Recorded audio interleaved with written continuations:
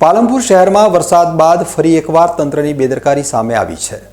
શહેરના આઈટીઆઈ પાસેના રોડ ઉપર 4 થી 5 ફૂટ જેટલા વરસાદી પાણી ભરાઈ જતા સમગ્ર માર્ગ બંધ થઈ ગયો હતો, જેના કારણે રોજિંદા અવરજવર કરતા વિદ્યાર્થીઓ, કર્મચારીઓ અને વાહન ચાલકો ભારે હાલાકીનો સામનો કરી રહ્યા છે। શહેરને જોડતા માર્ગ ઉપર પાણી ભરાતા નાના વાહનો જીવના જોખમે પસાર થવા મજબૂર બન્યા હતા। અનેક બાઇક ચાલકો પાણીમાં ફસાયા હતા, જ્યારે કેટલાક લોકોને વાહનો ધક્કા મારીને બહાર કાઢવાની ફરજ પડી હતી। અકસ્માતની ભીતિ વચ્ચે પણ લોકો પાસે આ રસ્તાનો ઉપયોગ કરવા સિવાય કોઈ જ વિકલ્પ રહ્યો ન હતો। સ્થાનિકોનો આક્ષેપ છે કે વરસાદી પાણીના નિકાલ માટે યોગ્ય વ્યવસ્થા કરવાની અનેક વખત રજૂઆત કરવામાં આવી હોવા છતાં તંત્ર દ્વારા કોઈ જ કાયમી ઉકેલ લાવવામાં આવ્યો નથી। પરિણામે દર ચોમાસે આ જ દ્રશ્યો સર્જાય છે અને સામાન્ય નાગરિકોને ભારે મુશ્કેલીઓનો સામનો કરવો પડે છે।